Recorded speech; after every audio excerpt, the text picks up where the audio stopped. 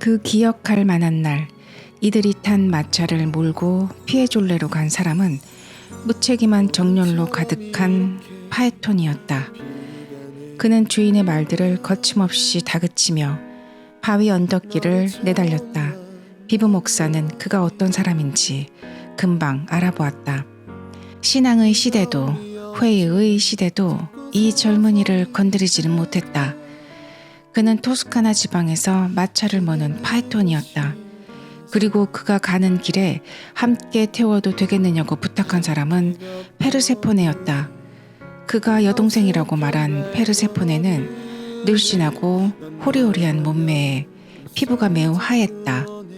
봄이 되어 어머니의 집으로 돌아가는 페르세포네는 아직 익숙하지 않은 햇빛에 작고 손차양을 쳤다. 이거 목사는 그녀를 태우는데 반대했다. 그게 꼬투리가 돼서 뭔 일이 생길지 모르며 호의를 이용하려는 부당한 부탁은 거절해야 한다는 이유였다. 하지만 여자들이 나서서 이것이 얼마나 큰 호의인지를 강조하고 확인받자 여신은 마부석으로 올라 남신 곁에 앉도록 허락되었다. 파에톤은 곧장 왼쪽 꽃비를 그녀의 머리 위로 넘기고는 여자의 허리에 팔을 감은 채 말을 몰았다. 여자는 전혀 불편해하지 않았다. 이건 목사는 마부석을 등지고 앉았기 때문에 그들이 벌이는 정숙하지 못한 행동을 보지 못한 채 루시와 대화를 계속했다. 마차를 함께 탄 다른 두 사람은 아버지 에머슨 씨와 엘리너 레빗이었다. 끔찍한 일이 일어났다. 비브 목사가 이거 목사와 상의도 하지 않은 채 소풍객을 2배로 늘린 것이다. 그리고 샬럿과 엘리너 레빗씨는 오전 내내 사람들의 배치를 고민하고 궁리하더니 막상 마차들이 도착하자 아무 생각이 없어져서 그냥 엘리너 레빗씨는 루시와 같은 마차에 올랐고 샬럿은 조지 에머슨, 비브 목사와 함께 뒤에 마차에 탔다. 흰색 드레스를 단정하게 차려입은 루시는 이런 일촉즉발의 인물들 사이에 초초한 기색으로 꼿꼿이 앉아서 이거 목사의 말을 경청하고 엘리너 레빗씨를 자제시키며 에머슨 씨를 불안스레 관찰하였다. 그런데 에머슨 씨는 다행히도 무거웠던 점심 식사와 나른한 봄날 공기 덕분에 아직까지는 잘 자고 있었다. 그녀에게는 이 소풍이 운명의 장난처럼 느껴졌다. 소풍만 아니었다면 그녀는 조지 에머슨을 성공적으로 피할 수 있었을 것이다. 그동안 그는 그녀와 친밀한 관계를 유지하고 싶다는 소망을 공개적으로 피력했다. 하지만 그녀는 거절했다. 그가 싫어서가 아니라 둘 사이에 도대체 무슨 일이 벌어졌는지 몰랐기 때문이다. 하지만 그는 아는 것 같았고 그것이 그녀를 두렵게 했다. 진짜 사건이 일어난 곳은 로지아가 아니라 강둑이었기 때문이다. 사람이 죽는 앞에서 경황 없이 행동하는 거야 서로 이해할 수 있는 일이었다. 하지만 나중에 그걸 두고 대화를 나눈 것, 대화를 지나 침묵하고 침묵을 지나 공감에 이른 것은 잘못이었다. 놀란 감정 하나가 저지른 잘못이 아니라 마음 전체가 함께 저지른 잘못이었다. 둘이서 함께 어두운 강물을 내려다본 일, 눈길 한 번, 말 한마디 주고받지 않은 채 동시에 숙소로 향해 돌아선 일은 분명히 비난받을 소지가 있었다. 이런 죄의식은 처음에는 사소했다. 그래서 토레델 칼로로 가는 일행에도 합류할 뻔했다. 하지만 조지 에머슨을 한 번 피하고 나면 다음번에도 그를 피해야 한다는 생각이 더욱 강력해졌다. 그런데 이 운명의 아이러니는 샬럿과 두 목사를 통해 작용해 들어와서 그녀가 피렌체를 떠나기 전에 기어이 그와 함께 산 기슭으로 야유회를 다녀오게 만들어 놓았다. 이거 목사는 계속 그녀를 붙들고 예의 바른 대화를 나누었다. 그들 사이의 사소한 불화는 사라졌다. 허니처치 양은 지금 여행 중이신가요? 예술을 공부하려고요? 아, 아니요. 그렇지 않아요. 엘리너 레비시가 끼어들었다. 인간 본성을 공부하는 것일 수도 있죠. 저처럼 말이에요. 아니에요. 저는 그저 관광하러 온 거예요. 아, 그러십니까? 무례하게 듣지 말아 주시기를 바랍니다만 우리 거류민들은 관광객들을 좀 가엽게 여긴답니다. 베네치아에서 피렌체로, 피렌체에서 로마로 짐꾸러미처럼 떠밀려 다니고 펜션이나 호텔 같은 데서 떼지어 지내고 베데커 여행 안내서에 없는 건 아무것도 모르고 관심사란 오직 구경했다와 가봤다. 그리고 다른 데로 이동하는 것밖에는 없지요. 그 결과 머릿속에는 도시와 강과 궁전이 뒤죽박죽이 되어서 남아있고요. 펀치지에 실린 미국 여자 이야기를 읽으셨죠? 아빠, 우리는 로마에서 뭘 봤나요? 그러자 아버지는 이렇게 답했다죠. 로마에서 우리는 노란색 깨를 봤지. 관광객이란 사람들이 그래요. 하하하. 이거 목사가 말했다.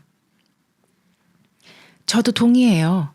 아까부터 몇 차례나 이거 목사의 비꼬는 유머에 끼어들려고 했던 엘리너 레비시가 말했다. 앵글로 색슨족 관광객들의 편협함과 피상성은 거의 가공할 만한 수준이죠. 맞습니다. 피렌체의 영국인 거류지는 말이에요. 허니셔츠양 규모가 상당합니다만 물론 그 구성원들이 동질적이지는 않지요. 장사를 하는 사람들도 몇 있지만 대부분 학생이에요. 헬런 레이버스톡 부인은 프라 안젤리코를 공부합니다. 부인의 이름을 굳이 언급하는 건 지금 왼쪽에 부인의 빌라를 지나가고 있기 때문이에요. 아니요, 일어서서 볼 수 있습니다. 그렇다고 일어서진 마세요. 잘못하면 넘어져요. 부인은 저 빽빽한 산 울타리를 아주 자랑스러워하죠. 그 안쪽은 완벽한 온둔초예요. 600년 전으로 돌아간 것 같죠. 어떤 비평가들은 그 집 정원이 데카메론의 무대라고도 말한답니다. 흥미롭지 않습니까? 정말 흥미롭네요. 그 멋진 2회째 날의 무대는 어디였는지 말해주세요. 엘리너 레비시가 소리쳤다. 하지만 이거 목사는 루시에게 오른쪽에는 아무개 씨가 사는데 그 사람은 미국인으로는 드물게 아주 훌륭한 사람이며 또 언덕 아래쪽에는 또 다른 아무개들이 산다는 이야기를 계속할 뿐이었다. 이런 연설이 이어지는 동안 마부석의 두 사람은 정숙하지 못한 행동을 계속했다. 루시는 질투가 솟았다. 예절 따위를 벗어 던지기로 마음먹으면 그렇게 할 수 있다는 건 행복한 일이었다. 아마도 이 소풍길에서 즐거운 사람은 그 둘뿐인 것 같았다. 피에졸레 광장을 지나서 세치냐뇨 길로 들어서자 마차는 미친 듯이 덜컹거렸다. 조심해요, 조심. 이거 목사가 머리 위로 손을 점잖게 흔들며 말했다. 걱정 마십시오, 선생님. 걱정 마십시오. 마부는 느긋한 목소리로 말하고 말들에게 다시 채찍을 휘둘렀다. 잠시 후 이거 목사와 엘리너 레비시 사이에 알레시오 발도비네티를 둘러싸고 논쟁이 벌어졌다. 그가 르네상스를 불러온 장본인인가 아니면 르네상스의 결과로 생겨난 인물인가 하는 것이었다. 두 번째 마차는 뒤에 멀찌감치 떨어져서 오고 있었다. 마차가 질주 상태로 들어서자 깊은 잠에 빠진 에머슨 씨가 기계처럼 규칙적으로 목사를 향해 쓰러졌다. 피아노, 피아노. 그는 루시를 바라보며 참담한 표정을 지었다. 마차가 다시 한번 크게 덜컹거리자 이거 목사는 화를 벌컥 내며 고개를 돌렸다. 조금 전부터 페르세포네에게 키스를 하려고 애쓰던 파이톤이 막 그 시도에 성공을 한 참이었다. 소동이 이어졌다. 샬럿이 나중에 말했듯이 매우 불쾌한 소동이었다. 말들이 멈춰 서고 두 남녀는 서로 떨어질 것을 명령받았다. 남자는 팁을 잃고 여자는 마차에서 쫓겨날 처지가 되었다. 제 여동생입니다. 남자는 처량한 눈으로 그들을 둘러보며 말했다. 이거 목사는 남자에게 그건 거짓말이라고 굳이 말해 주었다. 파에토는 고개를 떨어뜨렸지만 그건 비난의 내용 때문이 아니라 비난의 태도 때문이었다. 그러자 마차가 멈춰서는 바람에 잠에서 깬 에머슨 씨가 사랑하는 사람들을 떼어놓아서는 안 된다며 두 사람의 등까지 두드려 주었다. 엘리너 레빗이는 에머슨 씨와 한편이 되고 싶지는 않았지만 보헤미안의 이성을 지켜야 한다는 사명감이 들었다. 저라면 저 사람들을 그냥 내버려 두겠어요. 이런 제 견해에 호응해주는 사람은 거의 없겠지만 말이에요. 저는 평생토록 끊임없는 관습과 맞서왔어요. 저는 바로 그걸 모험이라고 생각해요. 찬성할 수 없습니다. 우리를 속였잖아요. 우리를 쿠구의 책이나 들고 다니는 관광객처럼 취급한 겁니다. 이거 목사가 말했다. 그렇지 않아요. 엘리너 레빗이가 말했다. 그녀의 태도는 눈에 띄게 열렬해졌다. 뒤에 오던 마차가 멈춰 섰고 현실적으로 비브 목사는 이렇게 경고를 받았으니 앞으로는 두 사람이 정숙하게 행동할 거라고 말했다. 그냥 내버려 두세요. 목사에 대한 경외감이라고는 없는 에머슨 씨가 이거 목사에게 부탁했다. 우리 인생에서 행복한 장면을 얼마나 본다고 마부석에 찾아온 행복을 쫓아냅니까? 연인들이 모는 마차라 왕이라도 우리를 부러워할 것입니다. 두 사람을 떼어놓는 건 내가 아는 한 최고의 신성 모독이에요. 이때 사람들이 모여든다고 걱정하는 샬럿의 목소리가 들렸다.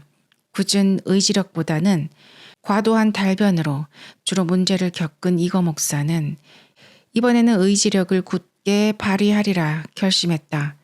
그는 다시 마부에게 자신의 뜻을 밝혔다. 이탈리아 사람들이 말하는 이탈리아어는 우렁찬 물결을 이루어 도도히 흐르며 그 가운데 단조로운 물개는 예상치 못한 폭포도 있고 바위돌도 있다. 하지만 이거 목사가 말하는 이탈리아어는 막힌 분수처럼 삑삑거리는 소리를 내면서 높아지고 빨라지고 날카로워지다가 한순간 덜컥 끊어졌다. 시뇨리나. 이거 목사가 의지력의 발휘를 끝내자 남자가 루시에게 하소연을 했다.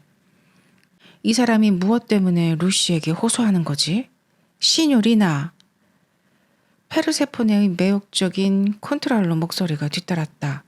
그러면서 그녀는 뒤에 온 마차를 가리켰다. 도대체 왜?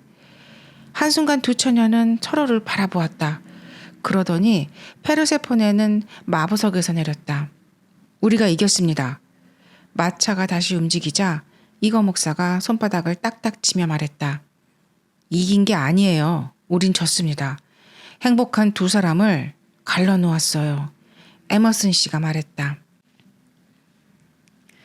이거 목사는 눈을 감았다. 어쩔 수 없이 에머슨 씨 옆에 앉았지만 그와 대화할 생각은 없었다.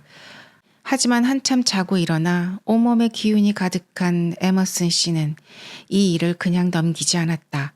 그는 루시에게 자기 생각에 동의할 것을 강요했다. 그리고 뒷마차에 탄 아들에게 소리쳐 말했다. 우리는 돈으로 살 수 없는 걸 사려고 했어.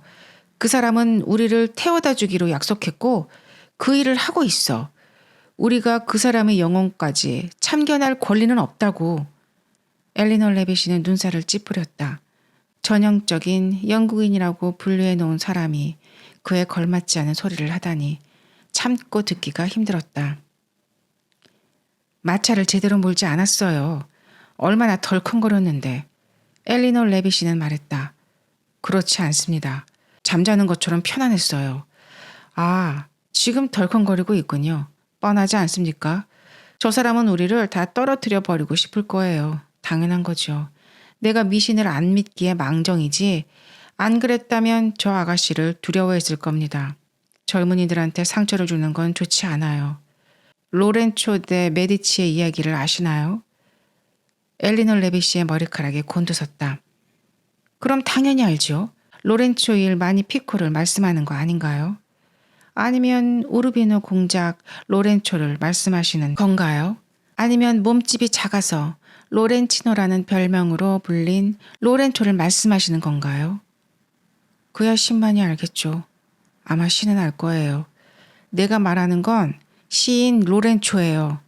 어제 들었는데 그 사람이 봄하고는 싸우지 마라 라든가 하는 시를 썼답니다. 잠시 후 이거 목사가 마차를 세우더니 일행을 이끌고 언덕 위로 산책을 시작했다. 발 아래로는 거대한 원형 극장처럼 생긴 분지가 계단식 단고와 안개 같은 올리브 나무들을 품은 채 펼쳐져 있었고 그 뒤편으로는 피해졸레 언덕이 솟아 있었다. 그리고 분지를 따라 곡선을 그리며 달리는 도로는 평지 위에 튀어나간 낭떠러지 위를 스치듯이 뻗어 있었다. 바로 이 낭떠러지, 아직 사람의 노력이 닿지 않고 습기와 덤불에 덮인 채 나무들이 듬성듬성 자라난 이 낭떠러지가 거의 500년 전에 알레시오 발도비네티의 마음을 사로잡았다. 이 무명의 거장은 부지런히 이곳에 올랐다. 한편으로는 작업을 생각했겠지만 또 한편으로는 거기 오르는 게 즐거웠을 수도 있다. 그곳에 서서 그는 아르노 계곡과 그 뒤편에 펼쳐진 피렌체를 보았고 그 장면들을 그리 성공적이지 못한 방식으로 자신의 화폭에 옮겼다. 하지만 그는 정확히 어느 지점에서 작업을 했을까? 이거 목사는 지금 그 문제를 풀고자 했다. 말썽의 소지가 있는 일에는 즉시 마음이 끌리는 엘리너 레비시가 이거 목사의 열정적 탐구에 동참했다.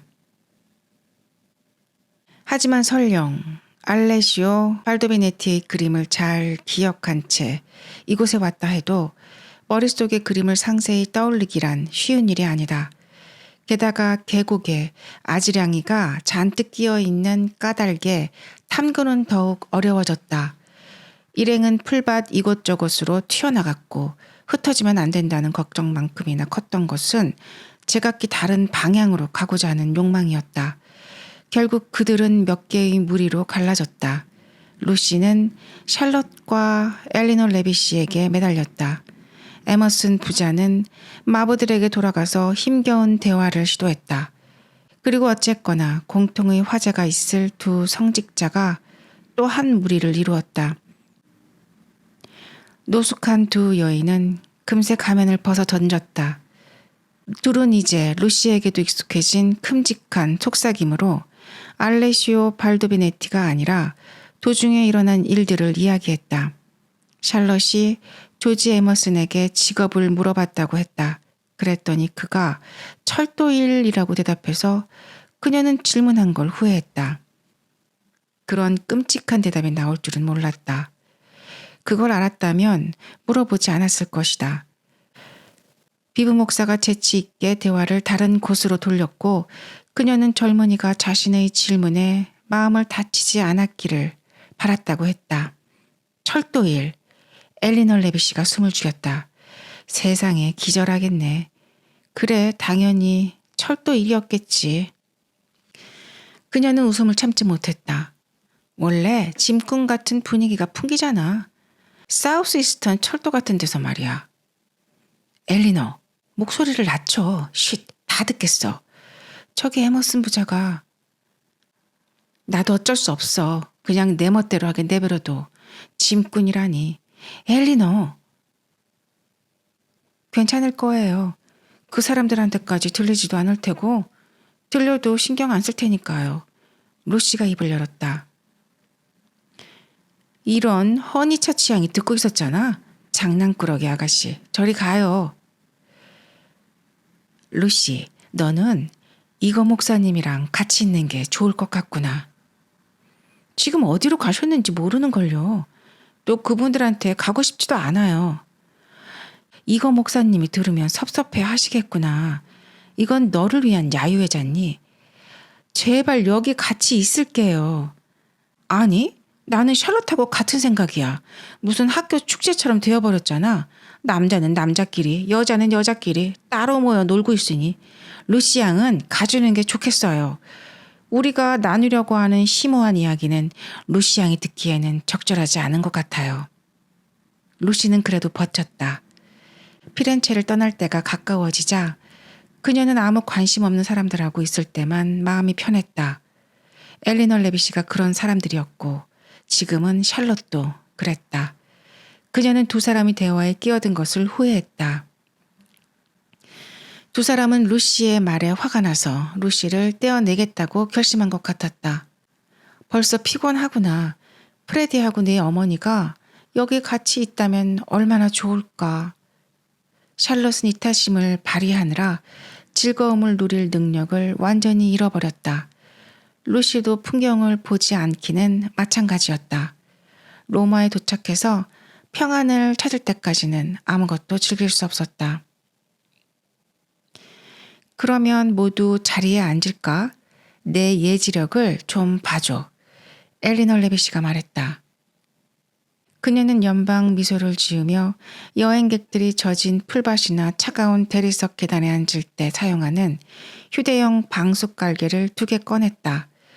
그리고 자신이 한 곳에 앉았다. 다른 한 곳에는 누가 앉을 것인가? 그야 루시지. 생각해 볼 것도 없이 루시야. 나는 땅바닥에 앉아도 괜찮아.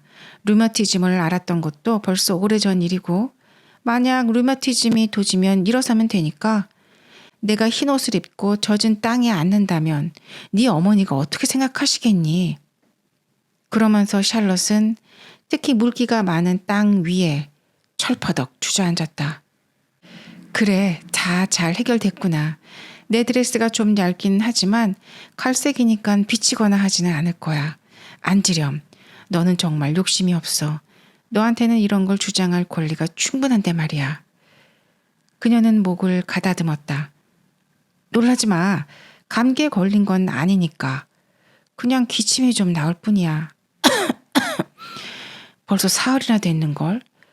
여기 앉아서 그런 건 절대 아니야. 이런 상황을 돌파할 방법은 한 가지뿐이었다. 5분 후에 루시는 그들과 헤어져서 비브 목사와 이거 목사를 찾아 나섰다. 방수 깔개에 패배한 것이다.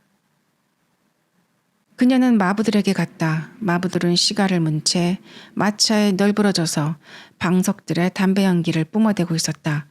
그날의 악당이었던 울퉁불퉁한 골격에 햇볕에 검게 그을린 젊은이가 손님을 맞듯 정중하고 친척을 맞듯 편안하게 일어났다. 어디? 루시가 한참 힘들여 생각해보고 물었다. 마부의 얼굴이 밝아졌다. 물론 그는 어디인지 알았다. 그리 멀지 않다고 말하는 듯 그의 팔이 뻗어 지평선의 4분의 3가량을 가리켰다. 어디인지 곰곰 생각하는 모양이었다. 그는 손가락 끝을 이마에 댔다가 그녀를 향해 내밀었다. 마치 그것을 따라 생각이 눈에 보이는 형태로 흘러나와서 전달되기를 바란다고 말하는 것 같았다. 무언가 더 필요한 상황이었다. 성직자를 이탈리아어로 뭐라고 하던가? 좋은 남자들 어디에? 그녀가 겨우 말했다. 좋은? 그 고귀한 존재들에게 썩 어울리는 형용사는 아닐 것이다. 그는 자신의 시가 담배를 보여주었다. 하나 더 작은 그녀의 다음 말이었다. 그것은 그 시간은 비브 목사님이 당신에게 준 것입니까? 좋은 남자 둘 가운데 키가 작은? 이라는 뜻이었다. 언제나처럼 그녀가 울었다. 그의 말을 나무에 묶고 발로 뻥 차서 조용히 식힌 다음 마차에 먼지를 털고 머리를 정돈한 뒤 다시 모자를 쓰고 콧수염을 다듬어 올리는 모든 일을 1분의 반도 지나기 전에 해치우고 그녀를 안내할 준비를 갖추었다. 이탈리아인들은 선천적으로 길을 안다.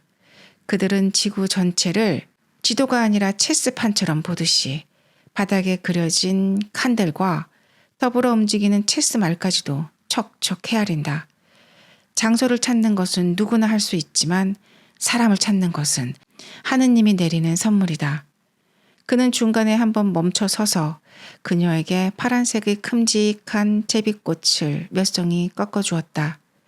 그녀는 진심으로 고맙다고 말했다. 이 고귀하지 않은 남자와 함께 걷는 길은 아름답고 담백했다. 처음으로 그녀는 봄을 느꼈다. 그의 팔이 지평선을 부드럽게 휩쓸었다. 다른 것도 많지만 제비꽃이 아주 흐드러지게 피었다. 제비꽃을 구경하시겠습니까? 하지만 좋은 남자들. 마부가 고개를 꾸벅 숙였다. 알겠습니다. 좋은 남자들을 먼저 찾고 제비꽃은 그 다음이지요. 그들은 빽빽해지는 덤보를 헤치며 기운차게 걸어갔다. 낭떠러지 근처에 이르자 어느새 눈앞에 널따란 전망이 펼쳐지고 갈색 덤불들이 그 사이를 그물처럼 누비고 있었다. 남자는 시가를 문 채 말랑말랑한 가지들을 잡아당겼다. 그녀는 우울한 세계에서 빠져나가는 듯한 이 길이 너무도 즐거웠다. 발걸음 하나, 나뭇가지 하나가 모두 소중하기 짝이 없었다. 저기 있어요. 그가 소리쳤다. 그때 갑자기 땅이 푹 꺼지면서 그녀는 덤불숲 밖으로 떨어졌다. 빛과 아름다움이 그녀를 감쌌다. 그녀가 떨어진 곳은 넓은 하늘 아래 끝에서 끝까지 온통 제비꽃으로 뒤덮인 작은 당구였다. 용기! 마부가 2미터가량 위쪽에서 소리쳤다. 용기와 사랑! 그녀는 대답하지 않았다. 땅은 그녀의 발밑에서 급경사를 이루어서 조금 전에 본 전경과 합쳐지고 있었다. 제비꽃이 실개천이 되고 개울이 되고 폭포가 되어 흐르며 산기슭에 푸른 물기를 내고 나무 줄기 주위에 와상을 이루고 곳곳에 물 웅덩이를 이루고 풀밭 위에 하늘색 점들을 찍으며 흘러내려갔다. 하지만 그 당구만큼 흐드러진 곳은 어디에도 없었다. 그곳은 말하자면 수원지였다. 세상을 적시는 아름다움의 원천. 그 가장자리에 좋은 남자가 입수 준비를 하는 수영객처럼 서 있었다. 하지만 그녀가 예상했던 좋은 남자가 아니었고 또 혼자였다. 조지는 그녀가 도착하는 소리를 듣고 돌아보았다. 그는 잠시 동안 그녀를 가만히 바라보았다. 마치 그녀가 하늘에서 떨어지기라도 한 것처럼 그는 그녀의 얼굴에서 빛나는 기쁨을 보았고 꽃들이 그녀의 드레스로 밀려들어 푸른 파도를 일으키며 부딪히는 것을 보았다. 위쪽의 덤불숲이 닫혔다. 그는 성큼성큼 걸어가서 그녀에게 키스했다. 그녀가 말하기도 전에, 아니 느끼기도 전에 루시, 루시, 루시 하는 목소리가 들렸다. 고요의 순간을 깬 것은 샬럿 바틀릿이었다. 그녀의 갈색 드레스가 전경을 등지고 서 있었다.